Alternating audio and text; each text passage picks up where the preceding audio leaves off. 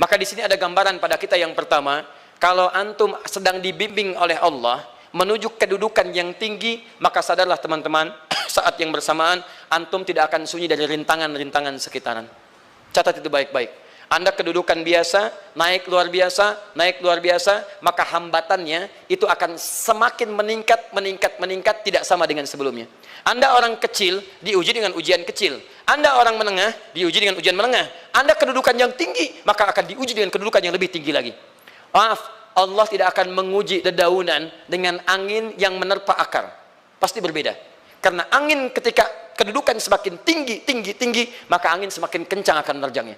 Yuk kita turunkan, jenis ujiannya bisa 3. Bismillah.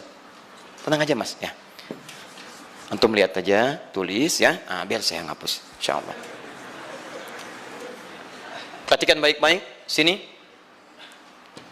Kedudukan bersanding dengan ujian. Kalau rumus fisikanya, F berbanding lurus dengan P. Gaya berbanding lurus dengan tekanan. Jadi kalau antum misalnya, rumus asalnya F1 sama dengan F2, gaya gerak sama dengan gaya dorong. Kalau dikembangkan ke sini, tenaga kecil begini, maka yang bunyi kecil. Kalau besar, semakin besar lagi. Nah, memahami rumus ini, F sama dengan P. F berbanding lurus dengan tekanan. Ada gaya tekanan juga yang cukup kuat. Ketika antum pukul kencang, suara kencang. Tapi ini lebih sakit kan? Tekanannya lebih kuat. Itu agak berbeda. Itu dalam persepsi positif. Dalam persepsi negatif juga bisa. Gaya berbanding lurus dengan tekanan. Semakin orang banyak gaya, semakin tertekan hidupnya. Ya? Tanya. Sekarang lihat sini. Rumus ini kalau kita turunkan lewat ayat, am hasibtum an tadkhulul jannata. Apakah Anda akan duga begitu mudah masuk surga? Walamma yatikum matalul ladzina khalau min qablikum. Sementara Allah belum menguji Anda seperti orang dulu yang dijamin surga mendapati ujian. Apa jenis ujiannya? Ini manhaj hidup kita dan kita berhenti di sini. Maaf, saya mungkin hanya 5 ayat dulu untuk hari ini ya. Massathumul ba'sa. Ujian pertama disebut dengan ba'sun. Jamaknya ba'sa. Ba'sa. Ini masih ringan. Misal, jarang ke masjid, sekarang mulai ke masjid. Begitu antum ke masjid, Allah kasih ujian. Sesuai dengan kadar niat antum. Kasih hujan gerimis. Ke masjid gak? Itu ba'sun. Begitu antum ke masjid, orang Arab katakan, nazil matar. Turun hujan. La ba's, la ba'sa, la ba'sa. Gak ada masalah. La ba'sa, tidak ada masalah. Serap ke dalam bahasa Indonesia, lewat. Labas. Labas, lewat. Ringan. Berarti, kalau antum diuji dengan yang ringan, maka antum kadarnya masih ringan, akan dinaikkan kepada yang menengah. Akan yang menengah. Hati-hati betul. Kalau antum belum lulus yang di sini, maka antum akan terus sampai di sini, sampai lulus di sini. Sampai lulus. Antum mau berangkat ke masjid, gerimis bisa. Tiba-tiba nggak jadi di rumah. Istri antum mengatakan, Pak kok nggak ke masjid? Hujan mah, kan cuman gerimis. Takut teriak, Masya Allah. Padahal antum misalnya belum kuat untuk berangkat. Maka antum akan terus diuji di sini. Lihat rumusnya, Quran surah kedua ayat 286. La yukallifullahu nafsan illa. Allah tidak akan pernah menguji seorang hamba di luar kadar kemampuannya. Jadi kalau antum masih ujian yang ringan, antum diberikan yang ringan. Antum naik menengah, diberikan yang menengah. Antum naik lagi level tinggi, diberikan ujian yang berat. Menengahnya disebut dengan darrun. Wad-darra, dari ba'sun jadi darrun. Jamaknya darra.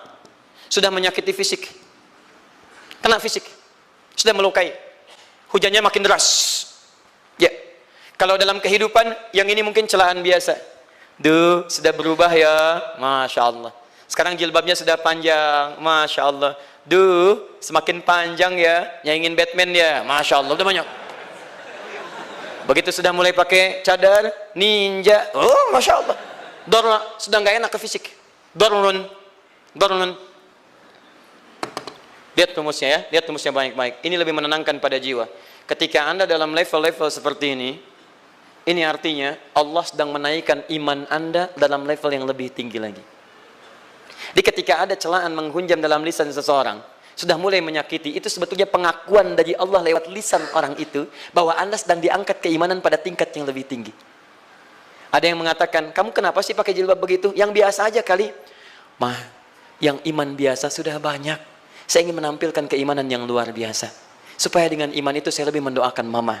Saya menampakkan amalan-amalan, mudah-mudahan pahalanya bisa buat mama. Masuk dengan bahasa yang baik. Masya Allah. Jadi kalau antum bisa melawan hal-hal demikian dengan bahasa yang indah, itu nyaman kepada jiwa. Kadang-kadang ada kalimat-kalimat yang tidak perlu pakai dalil, teman-teman sekalian. Kembalikan ke sini. Terakhir, wazulzilu zilzal. Zulzilu zilzal. Gempa, goyang. Dia ada ujian yang bisa menggoyangkan diri kita, membuat gempa hati kita. Antum sudah nggak kuat, kadang-kadang jalan sempoyongan, padahal nggak ada gempa di luar, cuman hati kita kayak kena goncangan. Diserang sana, serang sini, nggak bisa tidur, nggak bisa makan, tawarin ini susah, itu susah. Wazulzilu. Bahkan hatta yaqula Rasulullah walladzina amanu ma'ahu mata nasrullah. Sampai-sampai Rasul SAW, bahkan orang-orang beriman, bahkan yang setelahnya bisa mengatakan, kapan ini berakhir? Akan tiba masa Anda mengalami satu situasi sampai Anda mengatakan, kapan berakhirnya yang seperti ini? Serang, serang, serang. Perhatikan, jika Anda berada pada level ini, saya ucapkan selamat kepada Anda. Karena Anda akan diangkat pada kedudukan yang tertinggi di antara sekian ujian yang ada. Zuzan. Artinya Allah akan naikkan Anda pada derajat yang tinggi. Karena hukum ujian tadi, la yukallifullahu nafsan illa wus'aha. Allah nggak akan menguji seorang hamba di luar batas kemampuannya. Jadi kalau Anda sudah dipandang oleh Allah siap menerima yang ini, maka Anda akan diberikan zilzal. Kalau Anda nggak mampu, Anda hanya akan diberikan darra atau ba'sun. Dimohon maaf, kalau di antara jamaah yang hadir saat ini, Anda merasa sedang punya masalah yang berat, membuat hati Anda goyah, saya ucapkan pada Anda, dari sekian hamba Allah yang ada di muka bumi, cuman Anda yang diberikan itu. Artinya Allah akan mengangkat derajat Anda. Ayo bahagia. Dan yakinlah, bukan orang lain yang dititipkan, Anda yang diberikan. Allah percaya pada Anda, kenapa Anda tidak yakin? Bukan orang lain. Jadi mustahil Allah memberikan ujian berat kalau Anda nggak sanggup. Karena cuma Anda yang sanggup, Anda yang dikasih. Makanya jangan mengeluh. Jangan katakan, ya Allah, kenapa saya, ya Allah? Why me? Kata Allah, why not? Kamu yang bisa. Yang lain tidak. Dan tanpa harus Anda menuliskan status. Memang cuma saya yang sanggup. Oh, Masya Allah. Gak usah. Sadari.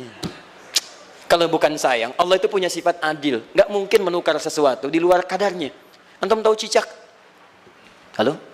Jangan katakan wallahu alam, cicak. Cicak, baik. Bagaimana aktivitasnya? Merayap. Di mana? Dinding. Apa makanannya? Nyamuk. Nyamuk bagaimana aktivitasnya? Terbang. Pertanyaan saya, di mana keadilan Allah menjadikan makhluk yang merayap makanannya terbang? Kalau nyamuk masuk kategori pertama tadi, pintar dan tahu dirinya pintar, jadi mainan cicak. Cicak, ayo tangkap. Cicaknya cuma merayap, dianya terbang. Beruntungnya nggak ada nyamuk yang jenius. Tapi yang paling hebat, perhatikan bagaimana lisan orang tua kita menanamkan kalimat-kalimat untuk menanamkan tauhidullah subhanahu wa ta'ala. Cicak-cicak diam-diam merayap. Perhatikan, yang Allah tuntut pada cicak, merayap kamu. Walaupun cuma diam-diam. Lihat baik-baik, diam-diam merayap. Datang seekor, Masya Allah, ketika dia merayap, nyamuk datang. Lihat, bukan cicak mendatangi nyamuk, tapi nyamuk mendatangi cicak. Kalau cicak tidak merayap, mustahil nyamuknya datang. Allah hanya tunjukkan, kamu merayap ya, nyamuk datang.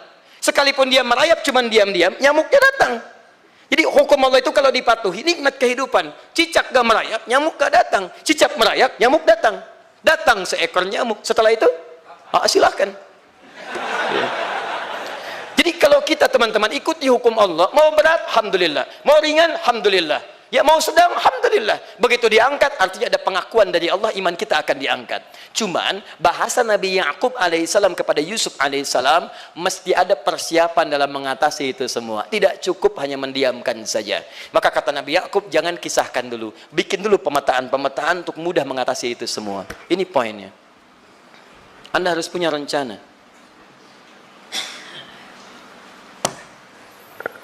Maka Nabi Ya'qub menyiapkan, bekali dulu ini, siapkan itu. Kalau ambil ke aspek teori untuk kita sekarang, tafsir dari ini untuk menyelesaikan solusi di Quran surah kedua ayat 214 tadi, maka jawabannya ada di Quran surah ketiga ayat 142, paling kiri sebelah atas. Ini kanan sebelah bawah, ini kiri sebelah atas.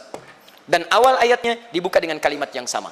Perhatikan, Al-Baqarah ayat 214 kalimatnya menggunakan am hasibtum an tadkhulul jannah.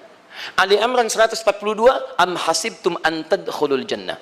Yang Al-Baqarah itu ujiannya, walamma ya'tikum mathalul ladzina khalau min qablikum massathumul ba'sa wad-dharra waz-zulzilu. Yang Ali Imran itu solusinya. Am hasibtum an tadkhulul jannata walamma ya'lamillahu alladhina jahadu minkum wa ya'lamas sabirin. Saya tutup sampai sini dulu. Teman-teman perhatikan, walamma, sedangkan Allah ya'lamillahu alladhina jahadu minkum, belum melihat kesungguhan Anda untuk mengatasi berbagai persoalan kehidupan itu. Kalimat jahadu, akar katanya dari kata al-juhdu. Serius, sungguh-sungguh. Jadi kalau persoalan Anda ingin segera selesai, Anda mesti serius. Hei yang sedang kuliah, kalau mau cepat selesai kuliahnya, serius belajarnya. Pahami dengan baik. Kalau Anda nggak pernah serius, bagaimana bisa menyelesaikan pelajaran dengan baik? Hei yang sedang berumah tangga, kalau ingin baik rumah tangganya, serius dalam berumah tangga. Keluarkan hukum-hukum Allah, terapkan dalam kehidupan rumah tangga. Anda akan mendapatkan manfaatnya. Hei yang sedang berbisnis, serius dengan pekerjaan. Karena hanya orang serius yang bisa menghasilkan kekayaan-kekayaan yang terbaik.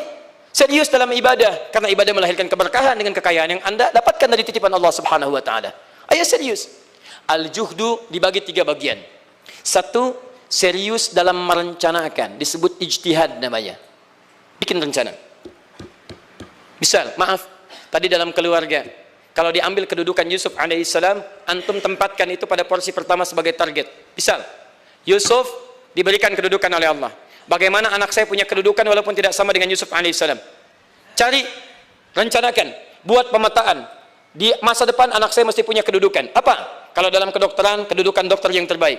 Kalau dalam bisnis, pengusaha yang terbaik. Misal, kalau dalam pemerintahan, jangan tanggung-tanggung, jadi presiden, jadi itu. Anda turunkan kemudian pendidikannya dari situ. Ijtihad direncanakan. Masuknya lewat sini, lewat sini, lewat sini, lewat sini. Seperti kemudian, maaf, Hannah dengan Imran rahimahumullah merencanakan hasil yang terbaik untuk Maryam, bahkan sejak dalam kandungan. Quran surah ketiga Ali Imran dari ayat 35 sampai 37. Paling kiri pertengahan sampai bawah. Idz qalat imra'atu Imran, Rabbi inni nazartu, bahkan nazar. Nazartu ma fi batni muharrara, saya bernazar anak saya yang lahir ini akan punya kedudukan dekat dengan Allah Subhanahu wa taala. Di sejak bayi direncanakan. Mau jadi apa? Setelah itu apa? Jihad. Jihad itu kesungguhan dalam mempraktekkan, mengaktualisasikan konsep yang sudah dibuat. Jangan sampai cuma berdoa tapi doanya tidak disandingkan dengan ikhtiar, nggak nyambung. Makanya ketika lahir ada jihad, jihad dengan doa. Falamma wada'at saqalat rabbi inni wada'tuha untha, ayat 36-nya. Wallahu a'lamu bima wada'at wa laysa dzakaru kal untha. Lihat, wa inni sammaituha Maryam wa inni u'idzuha bika wa dzurriyyataha minasyaitonir rajim. Doa. Setelah berdoa apa? Teruskan. Bagian akhirnya ayat 37-nya. Maaf teman-teman, tidak cukup dengan doa. Karena Maryam masih dekat dengan Allah, punya kedudukan, dia mesti dirawat oleh orang yang paling saleh. Cari Nabi Zakaria, orang saleh.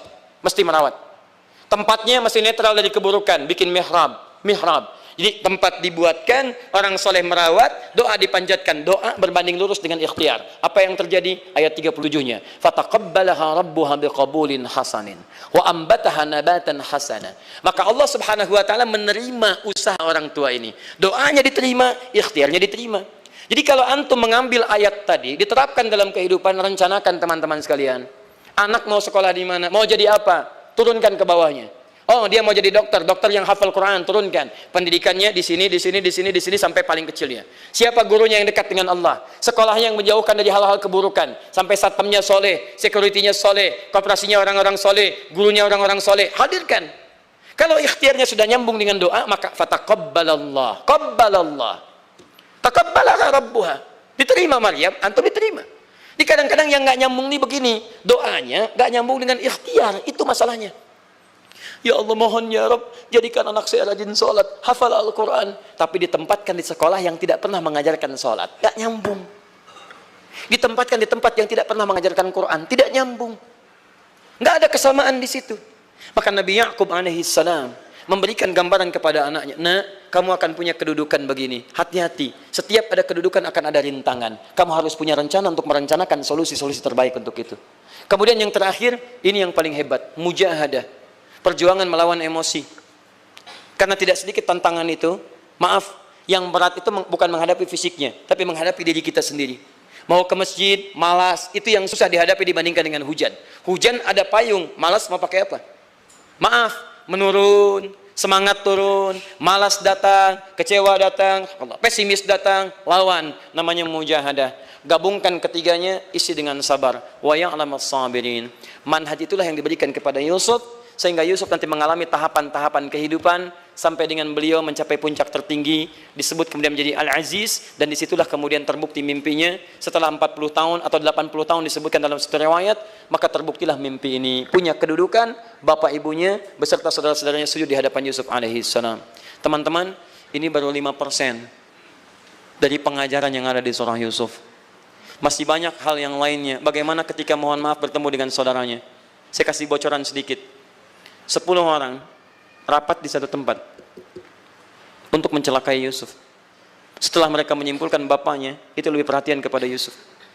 La Yusufu ahabbu ilaina. Yusuf itu lebih dicintai dibandingkan kita pada diri bapak kita.